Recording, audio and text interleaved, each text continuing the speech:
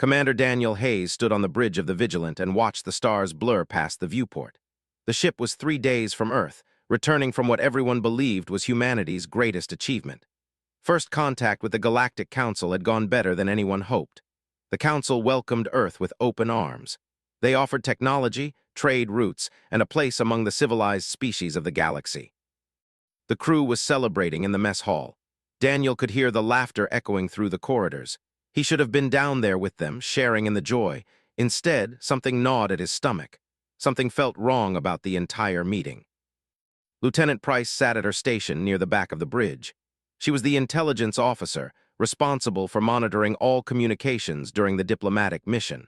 For the past 6 hours, she had been unusually quiet. Daniel noticed her fingers moving rapidly across her console, her face growing paler with each passing minute. "Commander," said softly, her voice shook, "I need to speak with you privately." Daniel felt his chest tighten. He knew that tone. Something was very wrong. He followed to the small briefing room adjacent to the bridge. She locked the door behind them and activated the privacy field. "I found something," said. She pulled up a series of files on the wall display. "These are encrypted communications between Council leadership. They used a cipher I recognized from my training. I don't think they know we can read it." Daniel leaned forward, studying the text. The more he read, the colder he felt. The first document was a surveillance report dated 6 months before first contact. The Council had been watching Earth for years. They tracked humanity's technological progress, studied human culture, and analyzed Earth's environment.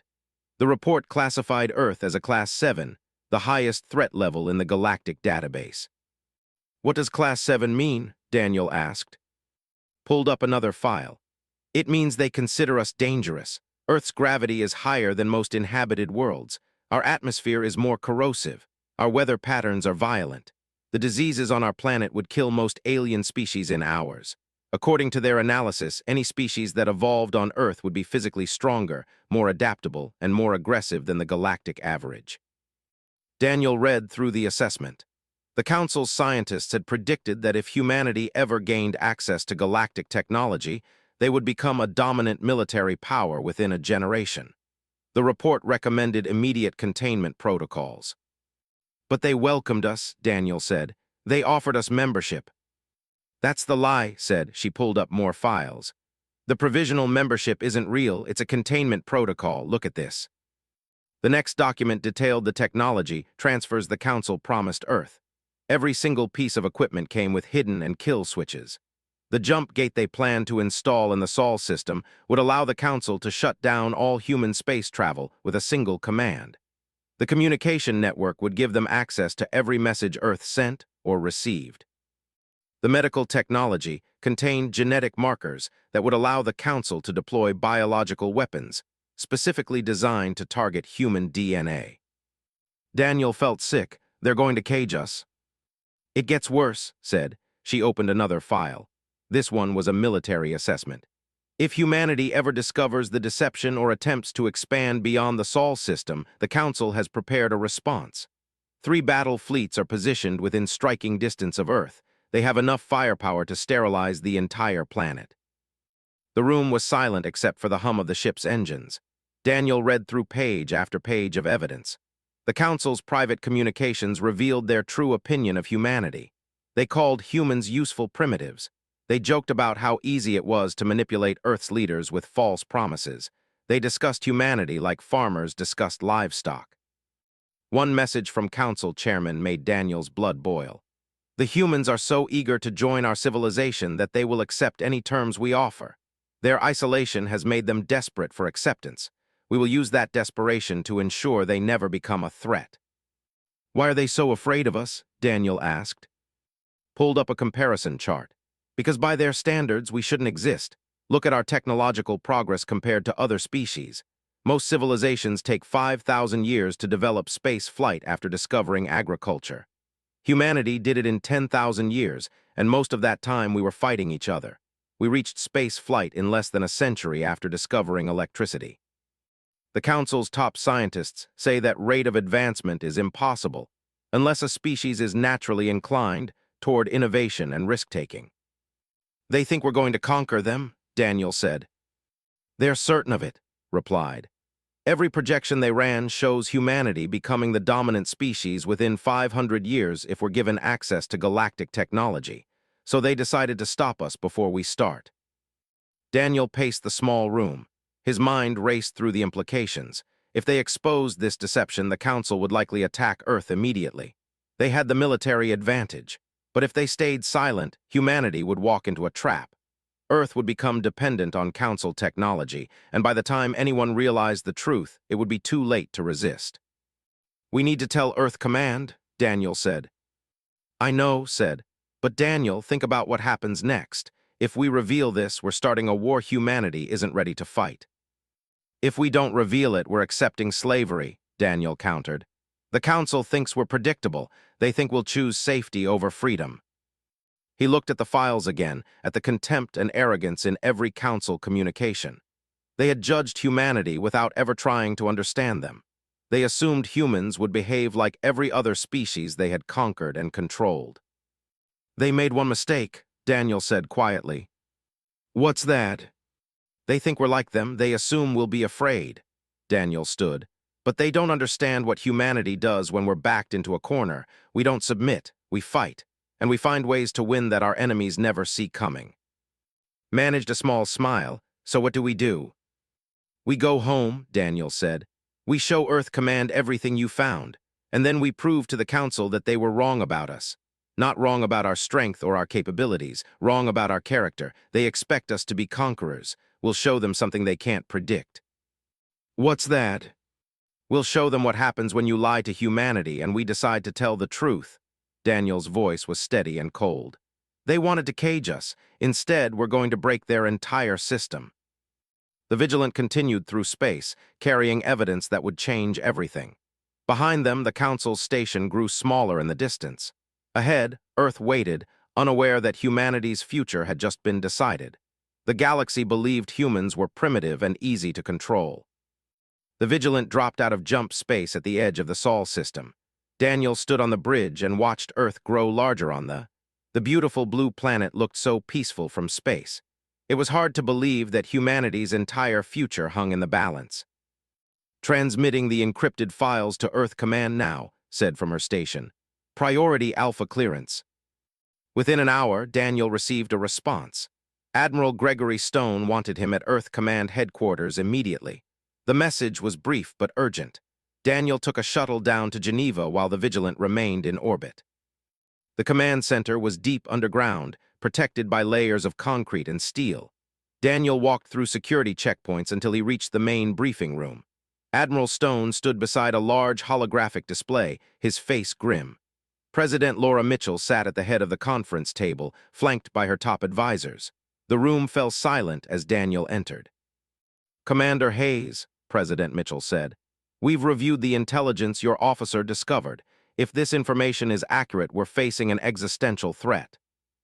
"It's accurate, ma'am," Daniel said. "Lieutenant Price the encryption and cross-referenced the data. The Council has been planning this from the beginning." Admiral Stone activated the holographic display. The files discovered appeared in the air, rotating slowly. "We've confirmed in the technology they offered us. Our engineers found the kill switches exactly where the Council documents said they would be. This isn't speculation. This is proof of hostile intent." A woman Daniel didn't recognize spoke up. She wore the uniform of Earth's diplomatic corps. "I'm Ambassador. I led the negotiation team on Station Harmony. If we expose this deception, we need to be prepared for the consequences.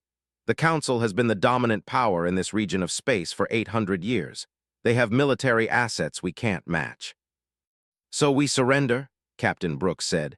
He was Earth's top tactical strategist, a man who had spent 20 years preparing for conflicts that everyone hoped would never happen. "We let them put a collar on humanity because we're afraid." "I didn't say surrender," replied.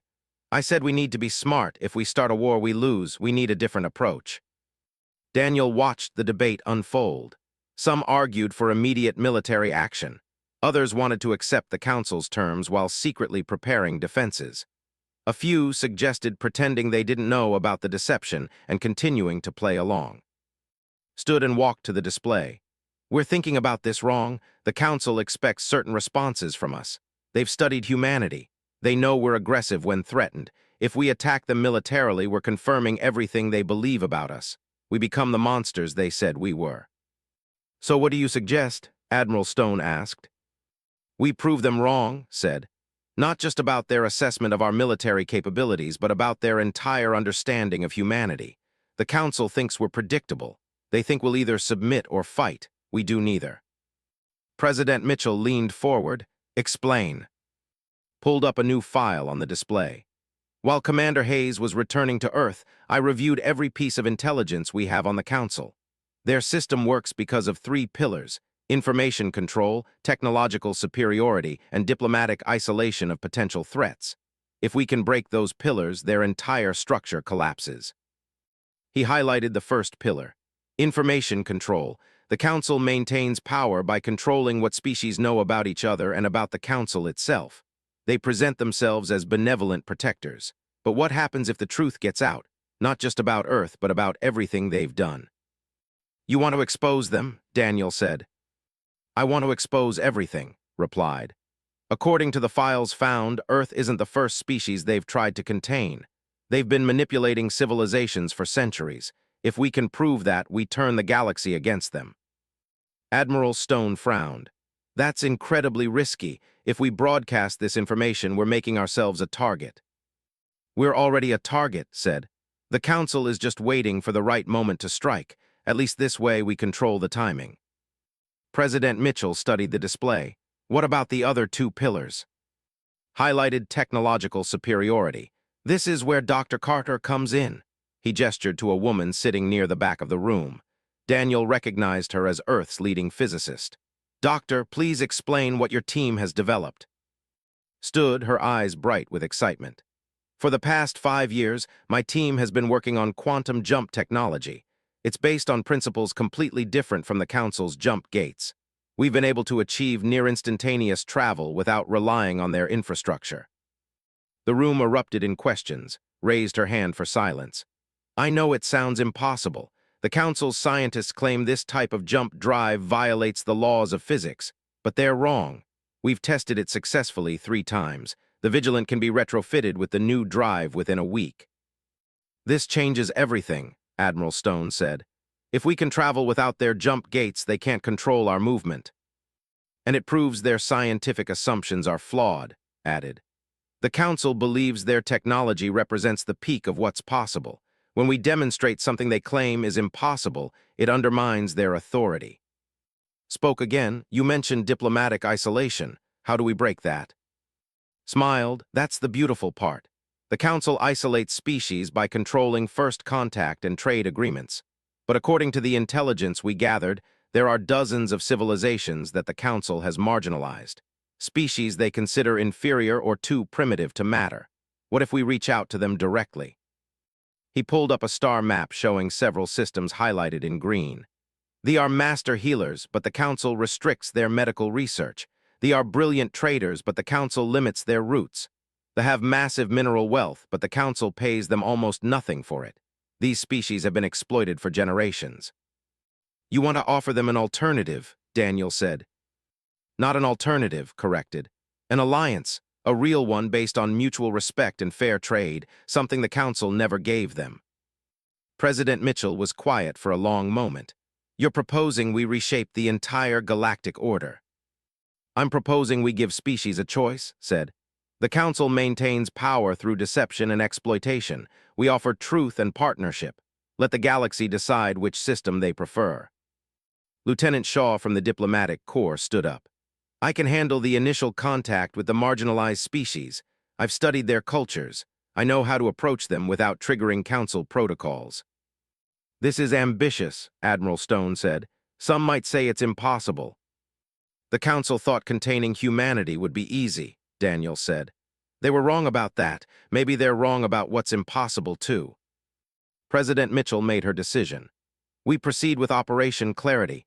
Commander Hayes, your ship will be the first to receive the quantum jump drive. You'll travel to Station Harmony and broadcast the evidence of Council deception to every species in the galaxy. Make sure everyone knows what they've been hiding. She turned to, Lieutenant Shaw, you have authorization to make contact with any species you believe would benefit from genuine partnership. Don't offer them weapons or military alliances. Offer them something better: honesty, fair trade, and respect. And the Council's response? Asked. They won't just accept this. They'll send their military, Admiral Stone said. They'll try to destroy the Vigilant and silence us. Then we prove the third thing they're wrong about, Daniel said. They think military might equals victory. We'll show them that's not always true. Carter smiled. The quantum drive has one more advantage we haven't mentioned. The defensive systems that power it can be adapted into shields. Shields that operate on energy principles the Council has never encountered. Their weapons won't be able to penetrate them. Nodded. So when they attack, and they will attack, the galaxy will watch as Earth's technology makes their entire military fleet look outdated.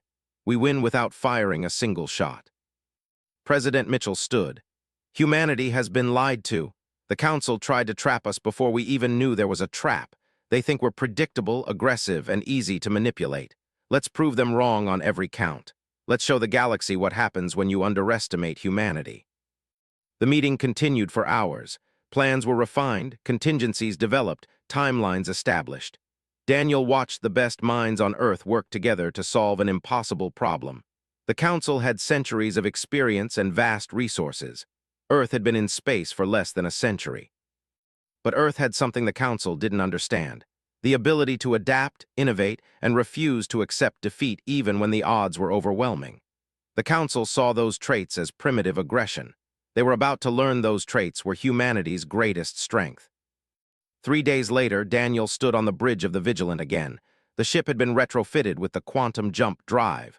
The crew now knew the truth about the Council's deception. Instead of fear, Daniel saw determination on their faces. All systems ready, reported. Quantum drive charged and operational. Daniel looked at Earth one last time. Everything humanity had built was down there. Billions of people who trusted their leaders to protect them. If this plan failed, the Council would retaliate. Earth would face annihilation. The Vigilant appeared in space above Station Harmony without warning. One moment the space around the massive Council headquarters was empty. The next moment, Earth's ship materialized exactly where it shouldn't be possible to arrive. Alarms screamed across every Council vessel in the area. Security protocols activated automatically. 3 patrol ships changed course to intercept the Vigilant. On the station itself, Council Security Commander stared at his display in disbelief. How did they get here? He demanded. There's no jump gate within light years of this position. They couldn't have traveled this distance with conventional drives. His second officer checked the sensors again. Sir, there's no energy signature consistent with jump gate travel. It's as if they simply appeared. Felt a cold sensation run through his body. The humans weren't supposed to have this capability. According to every analysis, Earth's technology was generations behind the Council's. This shouldn't be possible. Open a channel to that ship, ordered. Demand they explain their presence. But before the communication could be established, Daniel activated a broadcast on all frequencies. Every ship, every station, every receiver in this sector of space received the signal simultaneously. It was impossible to block or jam because it was already everywhere.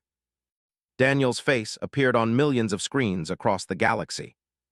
My name is Commander Daniel Hayes of Earth, he said calmly. I'm broadcasting this message to every species in the galaxy because you deserve to know the truth. The Galactic Council has been lying to all of us. Lunged for the jamming controls, but it was too late. The message was already propagating through the network. Within seconds, it would reach relay stations light years away. Within minutes, billions of beings across hundreds of worlds would be watching. Daniel continued speaking. 3 weeks ago, humanity made first contact with the Council.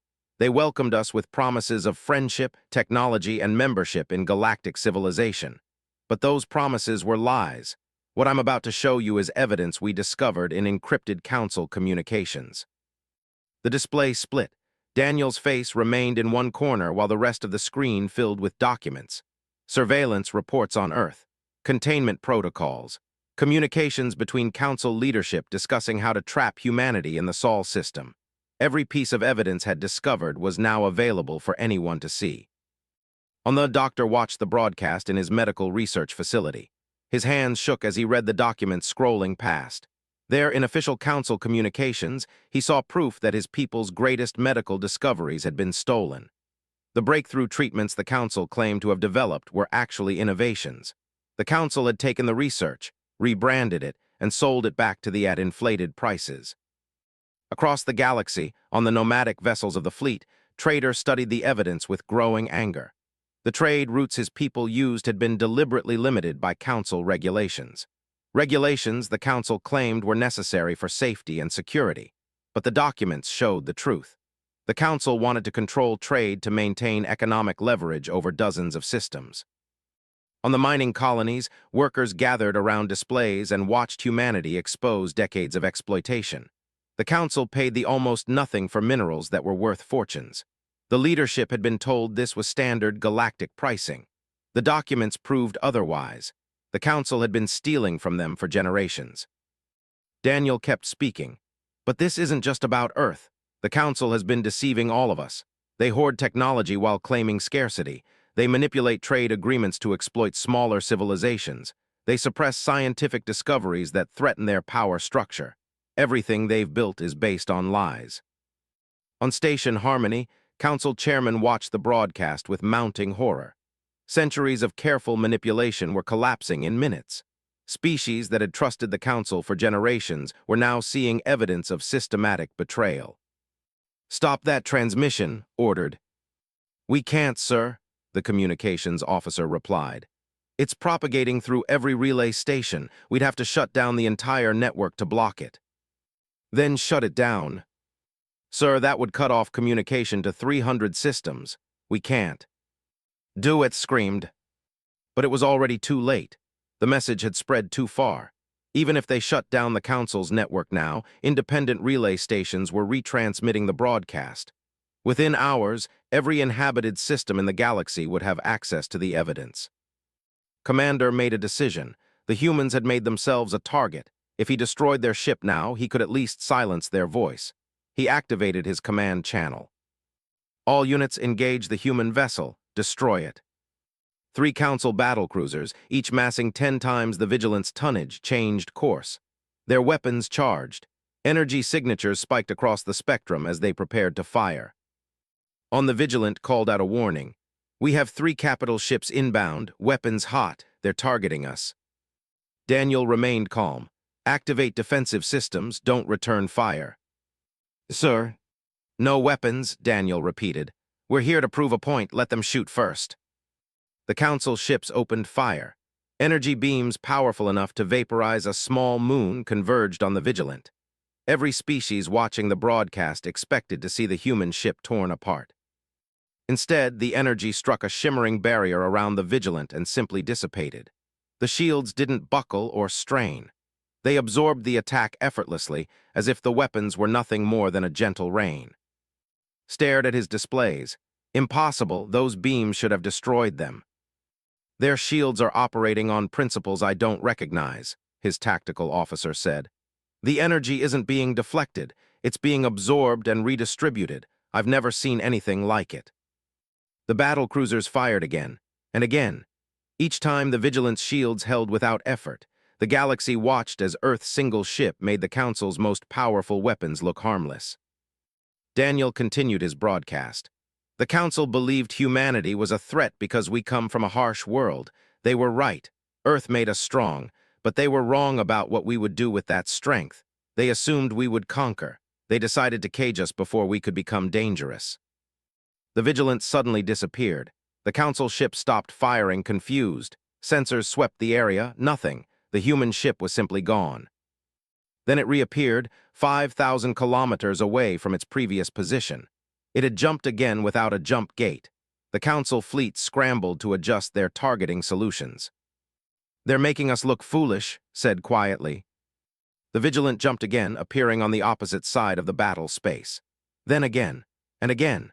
Each time it materialized in a different location, demonstrating mobility the Council couldn't match. Their mighty warships, which had maintained order in the galaxy for centuries, suddenly looked slow and outdated. Daniel's voice continued from every speaker. "The Council thinks strength means domination. They think advanced technology gives them the right to control others. They're wrong. Real strength is choosing not to dominate when you have the power to do so. Real advancement is sharing knowledge rather than hoarding it. The Vigilant stopped jumping and held position directly above Station Harmony. It was a clear statement. Earth could have attacked. They could have used their superior technology to strike at the heart of Council power. Instead, they simply waited. "I'm issuing a formal challenge to the Galactic Council," Daniel said. "We request a full Council assembly to address these crimes, not as a species seeking membership, but as equals demanding accountability. We want answers. We want justice. And we want every species in the galaxy to hear what you have to say." Received an urgent message from Chairman. "Stand down. Do not engage the human vessel further." "Sir." "That's an order, Commander. The entire galaxy just watched us try to destroy them and fail. If we continue, we only prove their point." The Council battlecruisers to a safe distance. The Vigilant remained above Station Harmony, broadcasting its challenge to every corner of known space. On hundreds of worlds, species that had trusted the Council for generations began asking questions. Why did the Council try to destroy the human ship instead of answering their accusations? Why were their weapons hidden in the technology they shared? What else had the Council been hiding? In the Council chambers, faced a crisis unlike anything his civilization had dealt with in 800 years.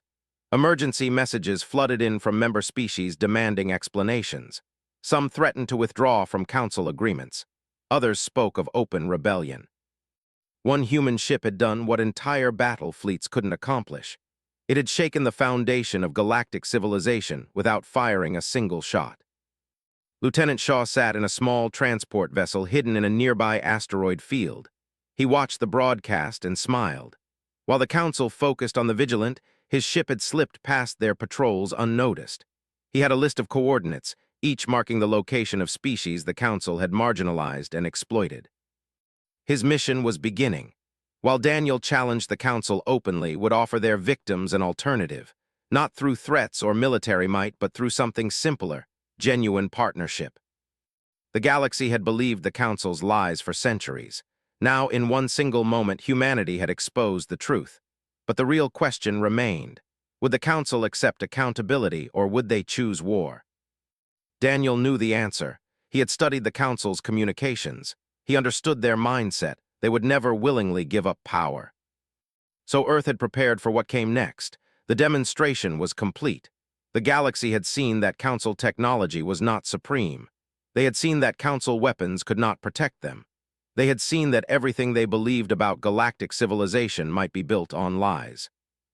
Now came the hard part. Now came the moment when species across the galaxy had to decide who they would believe and what kind of civilization they wanted to be part of.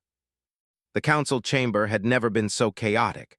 Representatives from 200 species filled the vast circular room, and nearly all of them were shouting. Chairman stood at the center podium, trying to restore order, but his voice was lost in the noise. "This is outrageous." Ambassador of the delegation slammed his hand on his console. "Centuries of medical research stolen, and you sold it back to us at prices that bankrupted our healthcare system." The representative trader stood from his seat. "The trade routes. You told us the restrictions were for safety, but the documents prove you wanted to control our economy. You've been bleeding our people dry for generations." Raised his hands, pleading for calm. "These accusations are based on documents of questionable authenticity. The humans could have fabricated." "Fabricated?" Of the people stood, his massive frame shaking with anger. "I had my scientists verify the encryption signatures. These are genuine Council communications. You cannot deny what is proven by your own security protocols." Across the chamber, smaller species that had never dared challenge the Council were finding their voices. Whose agricultural worlds had been locked into unfavorable contracts for decades. Whose cultural artifacts had been confiscated and displayed in Council museums without compensation. Whose colonies had been forcibly relocated when the Council discovered valuable resources in their system. Every species had a grievance. Every delegate had proof of exploitation that they had previously dismissed or accepted as the natural order of things. Daniel's broadcast had opened a door, and centuries of suppressed anger came flooding through.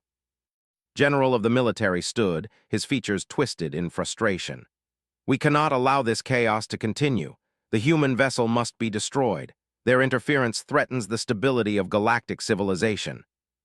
Stability, shouted back. You mean our submission to your control? The humans didn't threaten stability, they exposed corruption. Tried again to regain control. The Council has maintained peace for 800 years. Yes, difficult decisions were made. Yes, some species felt those decisions were unfair, but we prevented wars, we maintained order. You maintained your power, said. His voice was quieter now, but it cut through the noise like a blade. And you built that power on lies. The chamber fell silent. Every eye turned to the ambassador, pulled up a holographic display for everyone to see. While you've been debating, I was conducting negotiations with Earth. Space paled. You did what? Earth offered my people a partnership, real partnership, not the exploitative agreements you forced on us.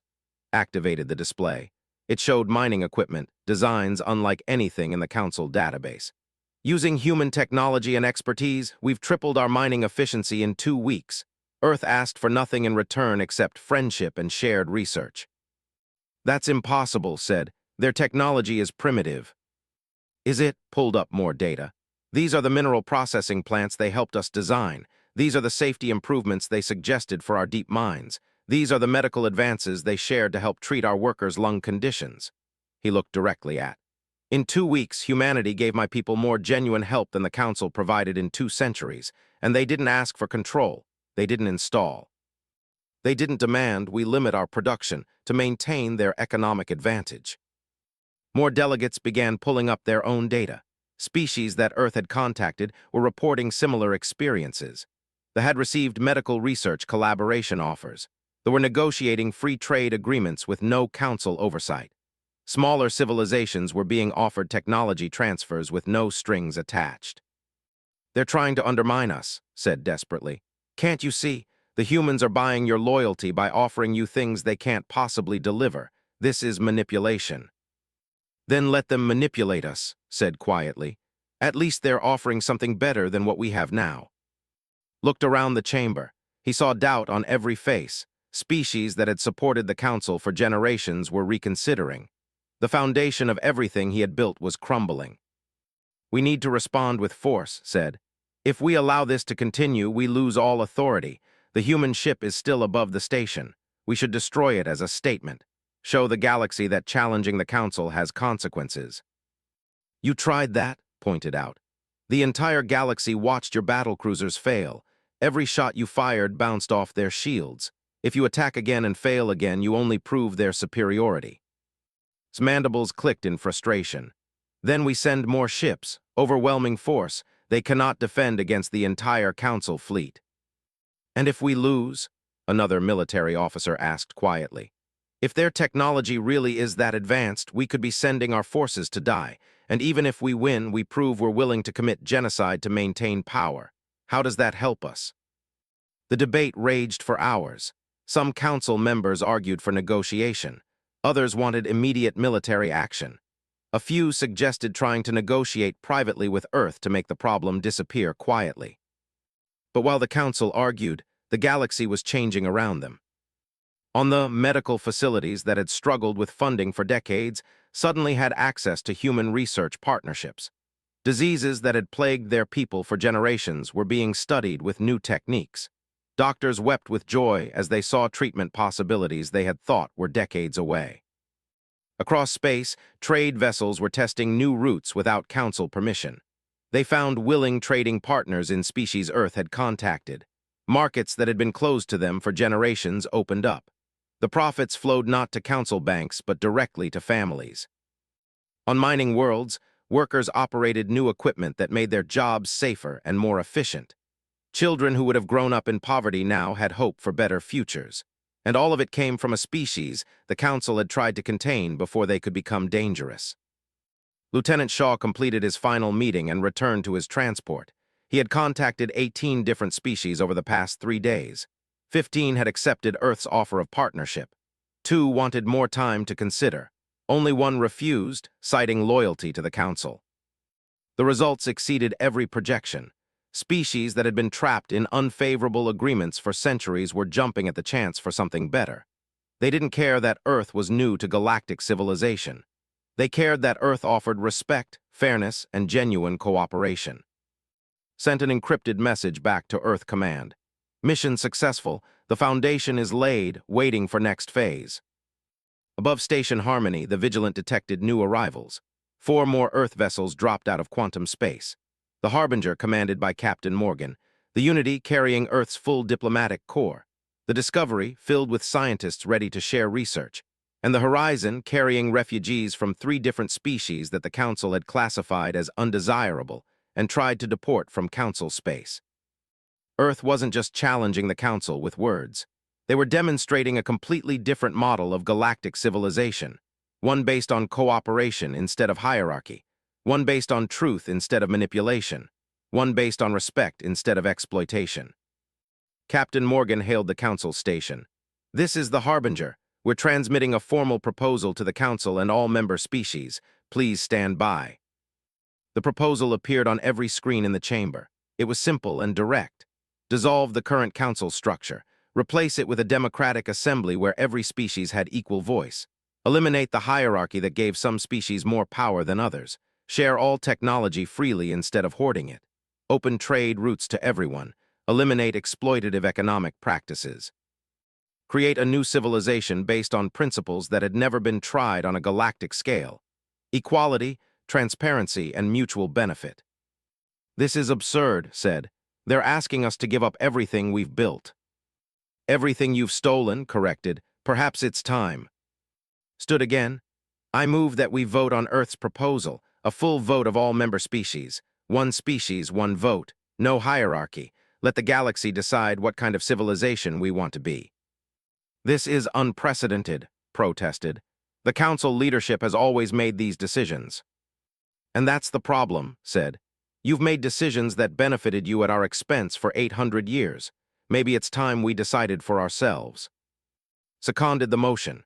Then a dozen other species. The demand spread through the chamber like fire. Species that had never had a real voice in galactic affairs were suddenly demanding one. Looked at General. The military commander shook his head slightly. He had assessed the tactical situation. If they ordered an attack on Earth's ships and failed, the Council would lose all credibility. If they succeeded, they would be seen as tyrants willing to commit murder to maintain power. Either way, they lost. "Very well," said quietly.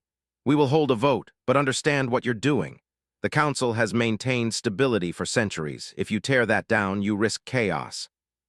"We'll take that risk," said. "Because the stability you provided was built on our suffering. We'd rather have chaos with hope than order with chains." The vote was scheduled for 3 days later.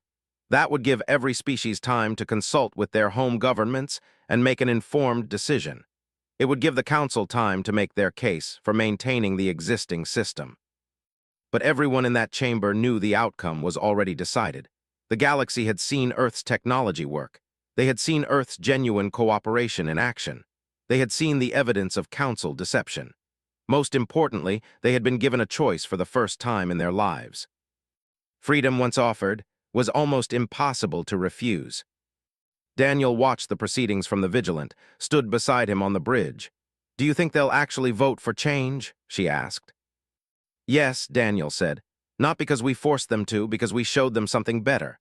The Council maintained power through fear and ignorance. We offered truth and hope. Given that choice, people will choose hope every time. And if the Council refuses to accept the results, then we've already won," Daniel said. "Because we proved that their power was an illusion. They rule through intimidation, but only as long as people believe they can't be challenged.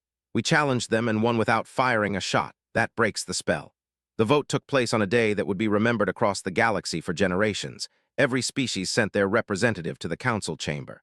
For the first time in 800 years, every voice would count equally. No hierarchy. No special privileges. 1 species, 1 vote. Chairman made his final appeal. He spoke for 2 hours about the stability the Council had maintained, the wars they had prevented, the prosperity they had built. He argued that change would bring chaos, that inexperienced species couldn't manage galactic affairs, that the old system worked even if it wasn't perfect. His words fell on deaf ears. The species gathered in that chamber had seen the evidence of Council deception. They had experienced Earth's alternative approach. They had tasted the possibility of something better. Ambassador of the spoke for those who supported change. He was brief. The Council asks us to be grateful for the order they maintained, but it was order built on our backs. They ask us to fear chaos.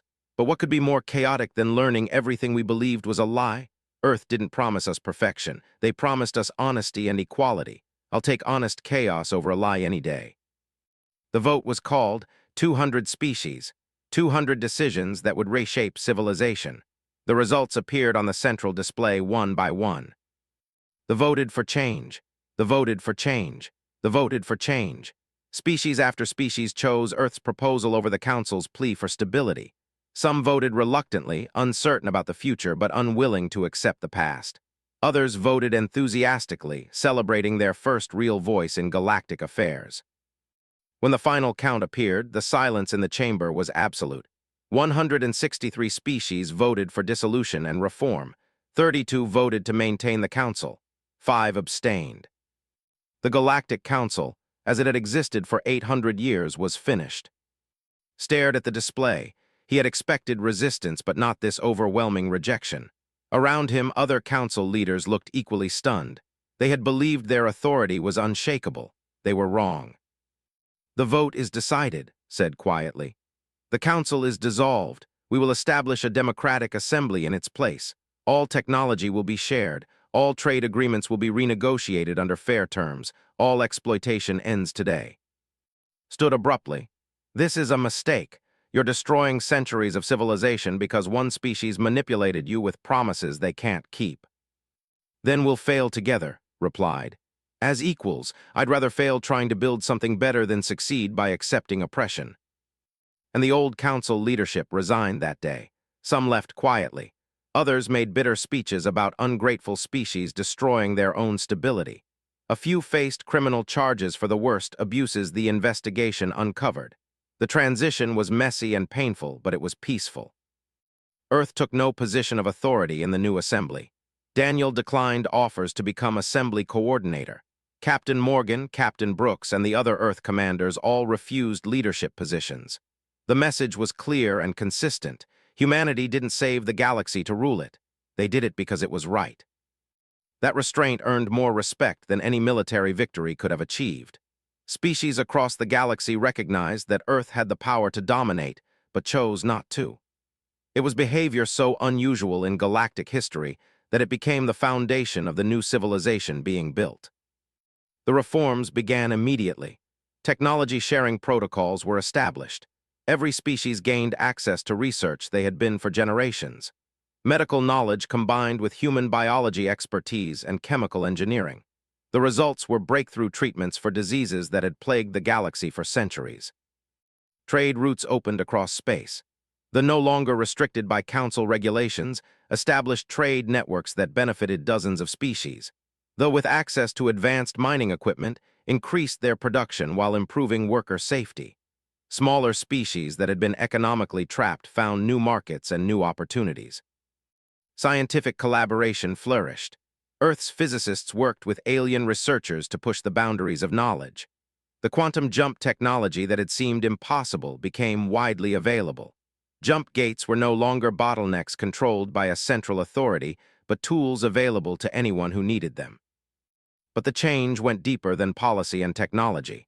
The galaxy was learning to see itself differently. Species that had spent centuries in hierarchical relationships began treating each other as equals. Young people from different civilizations studied together, worked together, and built friendships that crossed old boundaries. Not everyone accepted the changes peacefully. Factions among them attempted to restore the old order. They launched attacks on assembly stations and tried to reclaim control through military force. But they found little support. The species that had voted for change defended their choice. Earth's technology, now shared with allied species, made the reactionaries' weapons obsolete. The rebellions were put down quickly.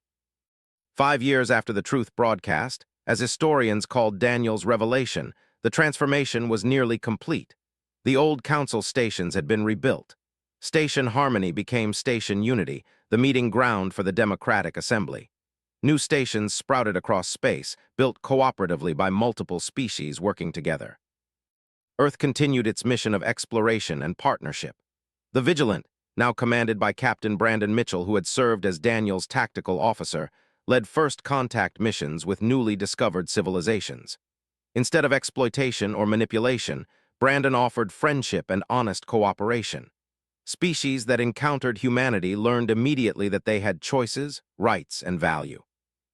Daniel had retired from active command, but occasionally served as an advisor. He spent most of his time teaching at the new Galactic Academy on Earth, where students from dozens of species learned about diplomacy, science, and the principles that had transformed their civilization. Price, promoted to commander, led the intelligence division that ensured the mistakes of the past weren't repeated. Her job wasn't to spy on allies, but to maintain transparency. Every trade agreement, every technology transfer, every diplomatic decision was documented and made available to anyone who wanted to review it. Corruption couldn't survive in sunlight. On the anniversary of the Truth broadcast, Ambassador stood at the podium in Station Unity's Great Hall. Representatives from every species in the assembly were gathered for the celebration. She had been asked to give the commemorative speech. 5 years ago, began, Commander Daniel Hayes broadcast a message that changed everything. He exposed lies that had controlled the galaxy for centuries. He proved that the authority we feared was built on deception, but more importantly, he offered us a choice. She paused, looking around the chamber. The Council lied to us about Earth. They said humanity was a threat that needed to be contained. In a way, they were right. Humanity was a threat, but not the threat they imagined. The Council feared Earth would become another conqueror, another civilization that would dominate through superior force. They were wrong.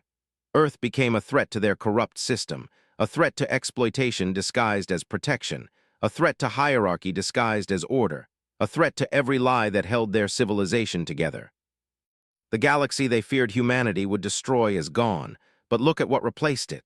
Look around this chamber. Species that once competed now cooperate. Technology that was hoarded is now shared. Trade that enriched the few now benefits everyone. Scientific advances that were suppressed are now celebrated. We were told change would bring chaos. We were told we needed the Council's control to survive. We were told we couldn't be trusted to govern ourselves. Every one of those claims was a lie designed to keep us submissive. Smiled, the truth is we didn't need the Council. We needed each other. We needed honesty. We needed someone willing to risk everything to show us there was a better way. Earth didn't save us. Earth showed us how to save ourselves. The Council was right to fear humanity, not because humans are aggressive or warlike, but because humanity taught the galaxy the most dangerous lesson of all, that systems built on lies can be defeated by truth. That power based on fear can be overcome by courage. That civilizations based on exploitation can be replaced by cooperation. Today, we celebrate not just the end of the Council's deception, but the beginning of something better. A civilization where every species has a voice, where strength serves justice, where the greatest power comes not from what we can take, but from what we choose to give. The chamber erupted in applause. Species that had once been enemies or had simply never met stood together celebrating their shared future. The transformation was still ongoing. Problems remained. Disagreements continued. But they faced those challenges together as equals with honesty. After the ceremony, Daniel stood on an observation deck, watching the stars. Young cadets from a dozen different species passed by, laughing and talking. They had grown up in the new galaxy, where cooperation was normal and exploitation was history. They couldn't imagine living under the old Council system. "Do you ever wonder if we did the right thing?" asked. "We tore down a system that had lasted 800 years. What if it collapses? What if we caused more harm than good?" Daniel watched a group of inhuman medical students discussing a research project. The Council lasted 800 years, but it was built on suffering. Every day it existed, it harmed billions of people. Yes, change is dangerous. Yes, we might fail, but we're failing together trying to build something better. That's worth the risk. The Council said we were threats, said with a slight smile. They were right. They were, Daniel agreed. Just not the kind of threat they imagined. They thought we'd conquer with weapons. Instead, we conquered with an idea that civilization can be better than what they built, that species can work together as equals, that truth is stronger than lies. Far across space, on a planet Earth's explorers had recently discovered, Captain Mitchell stood with his crew meeting a new alien species. The beings before him were cautious but curious. They had heard stories of the species called humans who had changed the galaxy. "We come in peace," Brandon said in their language, translated by the universal communication devices that were now standard equipment.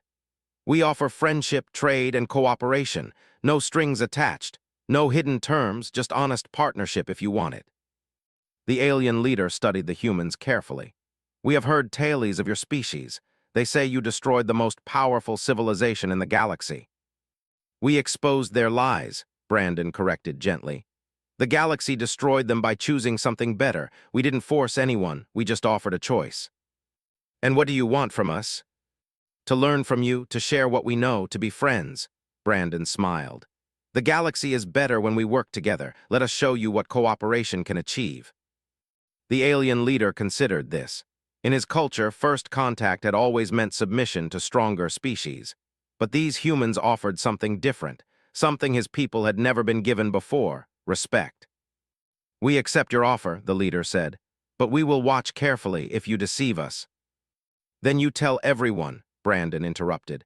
"That's the difference between the new civilization and the old one. We don't hide our mistakes, we learn from them together." Across the galaxy, similar conversations were happening. Earth's explorers found new species and offered them honest partnership. Some accepted immediately, others needed time to trust. A few rejected the offer entirely, but everyone was given the choice, and that choice was respected. The Galactic Council had tried to write humanity's story before it began. They classified Earth as a threat. They prepared containment protocols. They built a cage designed to trap humanity in the Sol system forever. They failed to understand that you cannot cage an idea, and humanity's greatest export wasn't technology or military might. It was the idea that civilization could be better, that cooperation was stronger than domination. That truth, once released, was more powerful than any weapon. The Council lied about Earth being a threat to galactic civilization. They were absolutely right.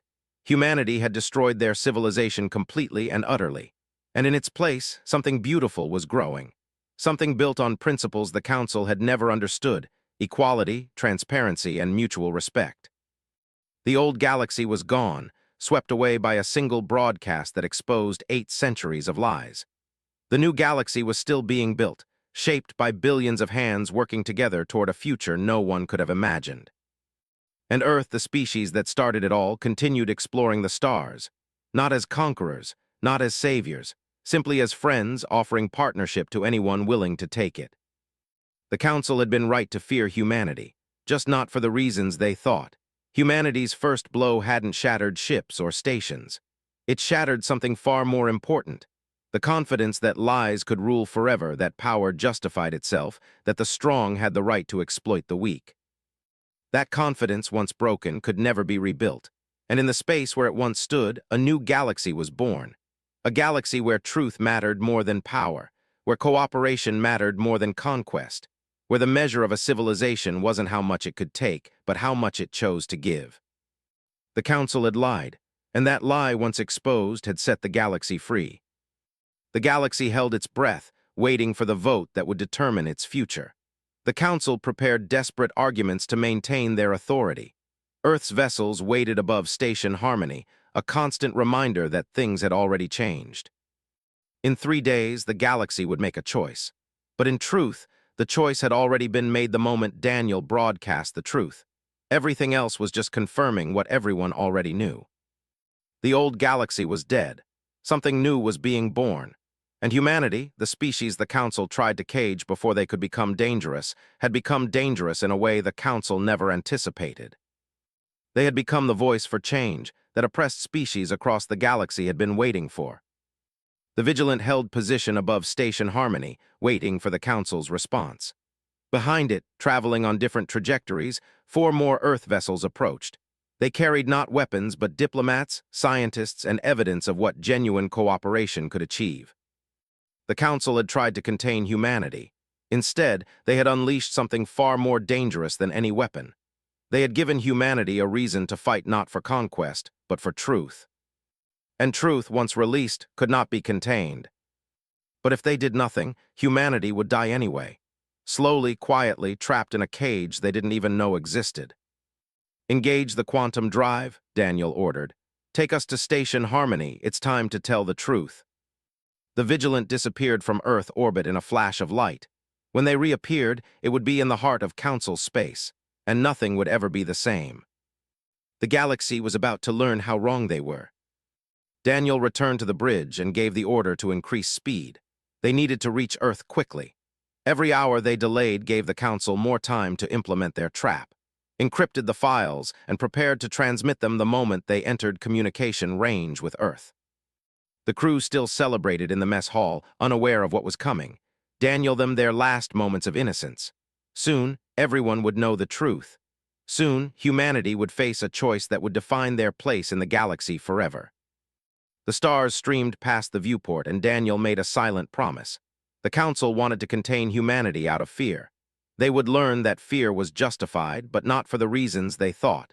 Humanity's greatest weapon was not strength or aggression.